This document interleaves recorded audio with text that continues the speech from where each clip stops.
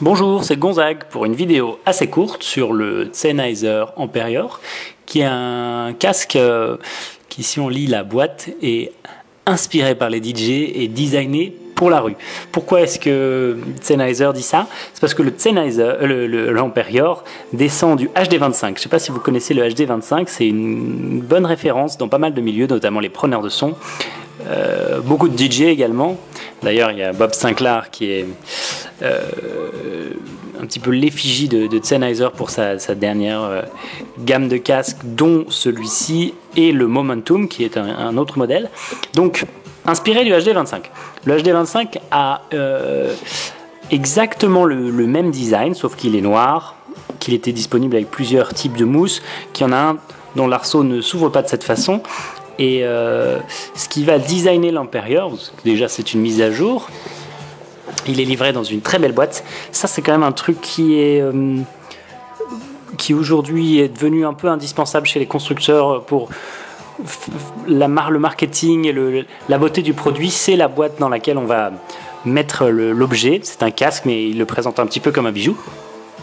Enfin, il faut dire qu'il a à mon goût un très bon son, avec donc ici une petite pochette dans laquelle on peut pas d'ailleurs retirer, mais vous avez une présentation guide rapide d'utilisation d'un casque. Alors bon, c'est difficile d'utiliser un casque, hein, c'est très technique, il faut le mettre sur vos oreilles, le brancher à l'appareil qui diffuse de la musique et puis écouter. Donc ça, c'est pas à la portée de tout le monde. Voilà. Et puis il y a un truc peut-être qui doit dire attention, écouter de la musique fort rend sourd. Je pense que ça se limite un petit peu à ça. Voilà, bref. C'est un casque qui est, comme je disais, utilisé par les DJ, le HD25, mais donc aussi le Amperior, puisque le son est aussi bon. Et je ne sais pas d'ailleurs s'il est meilleur. J'étais en train de regarder caractéristiques techniques, j'en profite. Non, c'est exactement la même plage de fréquence que le HD25, donc les mêmes caractéristiques techniques. Avec la différence d'ailleurs que les capuchons sur le Amperior sont en aluminium, alors que sur le HD25 c'est en plastique. L'aluminium fournit une meilleure réponse sonore, il y a moins de parasites qui vont vous revenir dans l'oreille. Bref, inspiré par les DJ, je parlais de Bob Sinclair, il y a aussi David Guetta qui peut-être encore utilise ce casque, mais comme il est en partenariat avec une autre marque, je pense qu'il le montre moins actuellement. Bref. Donc le casque est dans sa boîte, la boîte on s'en fout un peu. Elle contient ce casque-là, ainsi qu'un premier câble. Et j'ai perdu le deuxième, c'est pas très grave, on s'en fout, je vous explique quand même le principe. Il y en a un avec une télécommande que vous voyez ici, 3 boutons, play, pause, changement de volume. Et bon, ça c'est un peu mon problème avec ce casque, c'est le câble est hyper moche.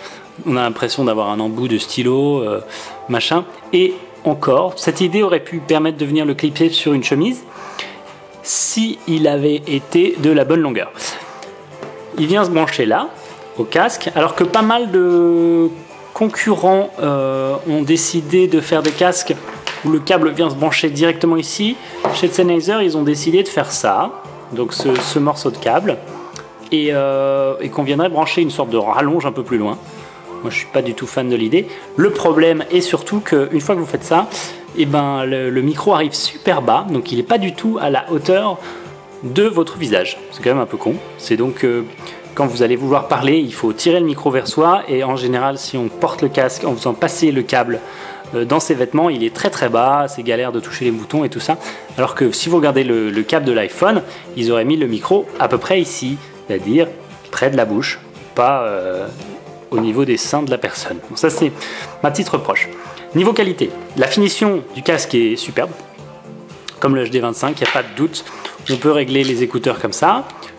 Ça permet aussi, c'est un truc que les DJ aiment bien, de bouger une oreille pour écouter ce qu'ils peuvent avoir sur les retours d'un côté et dans l'autre, écouter ce qui est en train de passer sur la platine, ce qu'ils sont en train de mixer. Un arceau réglable, ça permet. Le casque fait quand même 190 grammes, donc de répartir le poids du casque, plus confortable. Là, on a une sorte de mousse assez douce, plutôt agréable sur les oreilles. Ces petits câbles ici se débranchent toujours comme sur la génération HD25. Et donc voilà, après on a un système de rallonge. Dans la boîte, il y a un câble avec la rallonge et ils en fournissent un autre aussi qui n'a pas la télécommande pour des questions de compatibilité. J'ai essayé avec iOS, donc iPhone, iPad, machin, tout ce que vous voulez, la télécommande fonctionne très bien, commande Spotify bien sûr, et macOS également. Je n'ai pas essayé sous Windows, ils ne le listent pas vraiment dans la liste de compatibilité, tous les produits Apple, mais il n'y a pas d'autre chose. D'ailleurs, c'est parce que je pense que c'est un peu plus standard chez Apple que chez les autres. Voilà, donc... Oui, je suis con, j'oublie quand même l'essentiel.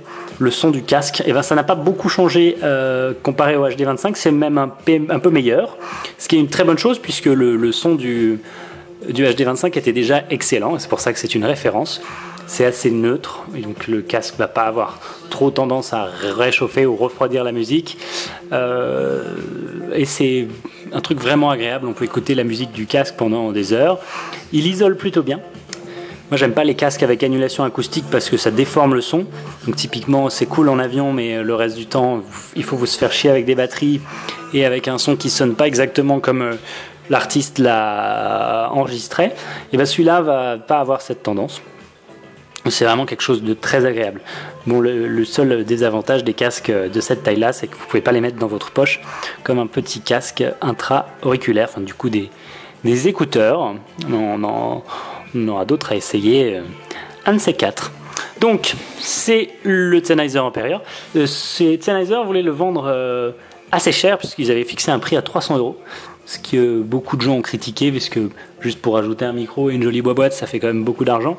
Alors qu'un HD25 se trouve sur leur site à eux à 215 €, et peut-être un peu moins cher sur Internet. Et ben en fait, le Imperial, on peut aussi le trouver à 230 € sur Amazon. Ça devient plus raisonnable. Voilà, merci beaucoup, et puis si vous avez des questions, n'hésitez pas.